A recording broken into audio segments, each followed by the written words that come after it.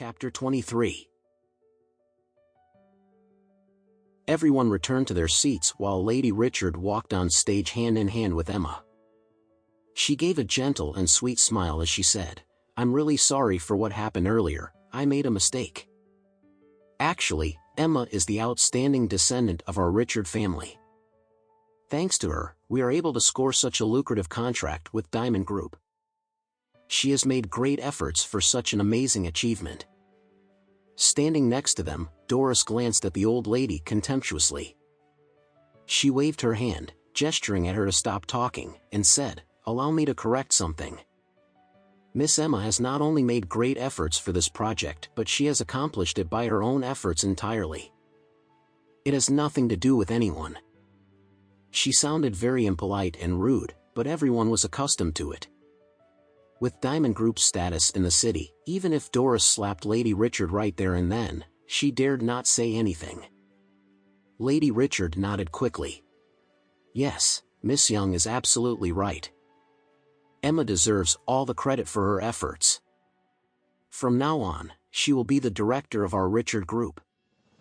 She will be fully in charge of the project between Richard Group and Diamond Group."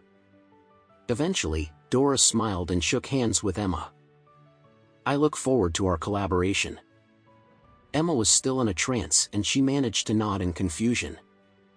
Loud applause resonated across the hall. Everyone looked at Emma with enthusiasm and admiration. What kind of background was this woman related to? How could she make Diamond Group so passionate about her?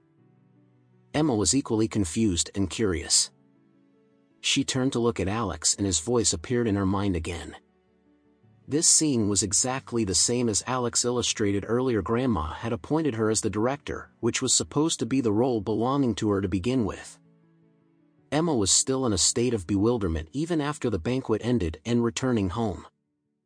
Recalling what Alex had said earlier, she started to feel a little odd about his recent behavior. He seemed to have changed a little over the past few days. There seemed to be something different about him.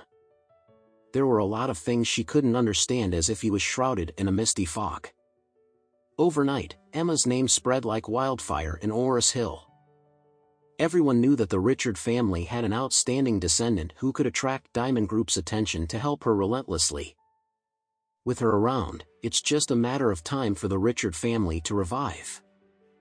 Early the next morning, Emma woke up early and hurried to the company in an energetic mode. Today was her first day as director and she hoped she could do the best she could and get this thing completed. As for Alex, after getting up, he started doing household chores as usual. When he was about to go to the market to buy the ingredients for lunch, he suddenly received a call from Elaine, his mother-in-law. As soon as he answered the call, Elaine's anxious voice resonated loudly. "Alex, I demand you to come to Greenleaf Avenue within 5 minutes. If you don't, just wait until I get home." She hung up the phone without waiting for him to say anything. Alex was confused. His mother-in-law had disappeared early in the morning. Based on her voice on the phone, she sounded as if something urgent had happened. Although Alex was very disgusted with her, he didn't dare disobey her. After packing up his bag, he rushed out, took a cab, and went to Greenleaf Avenue. As soon as he got out of the car, he saw a group of seniors surrounded a closed insurance company door menacingly. His mother-in-law was standing at the front of the crowd, holding a banner in her hands and shouting furiously, "Damn you, Finch! Liar! We want our rights! Return my money!" Alex hurried forward and urged, "Mom, why did you call me? What's going on?" As he was talking, the loud protest was shouted right into his ears. The seniors were shouting their voices out and they were so loud that he wondered if his ears were still functioning. Elaine pulled Alex over to let him take her place, and commanded, "Come on, shout these for me."